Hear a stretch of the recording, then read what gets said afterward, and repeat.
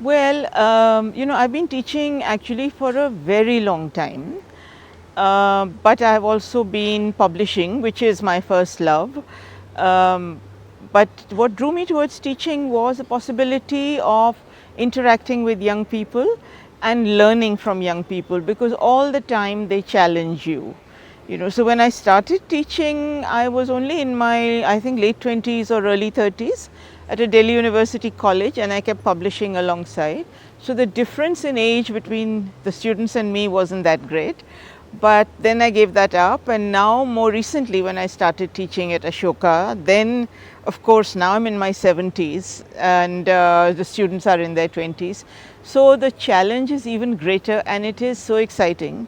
And I cannot tell you how every year, even though I teach the same course and there's similarity from year to year, even though I change it a bit, but every year I'm filled with nervousness and excitement before the sessions start to say, how am I going to be challenged? What will I learn? And I think that's what it is really. It keeps you young as well.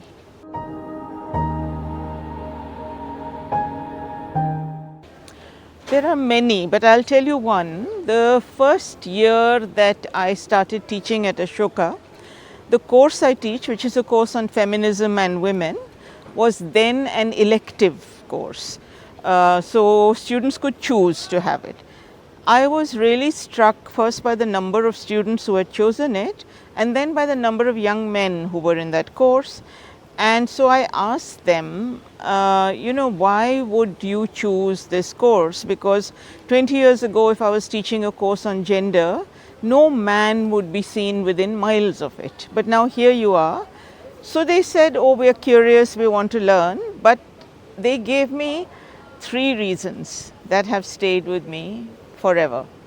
The first guy said, ma'am, I want to do your course because I want to learn how to talk to my mother. It kind of broke my heart, but I just loved it because that's what my course is about. Feminism begins in the kitchen, in the home, in your daily life. The second was a group of young men who said, look, what we have seen and observed is that our women friends are changing much faster than we are. We no longer know how to locate ourselves vis-a-vis them, and how to be sensitive and caring and not overstep the boundaries. We don't know what the boundaries are, they're shifting. So I was very struck by that because those were also genuine kind of concerns. And again, I thought, okay, it allowed me to shape the course to do the dailiness of feminism in our lives, how does it manifest itself? And the third was a young man from Kerala. He came to me after the class. So he didn't want to say this in front of the class. And he said, look, I want to do your course for a reason. My family, he said, every single woman in my family is highly educated. His mother was a trained lawyer. But he said, we are so deeply patriarchal that every single woman has chosen to stay in the kitchen, to give up the possibilities of having an external life. And he said, I want to be the difference. The partner that I will have, she must have the freedom to do what she wants. But how can I do this without hurting my family? Because I love them, but I have differences with them.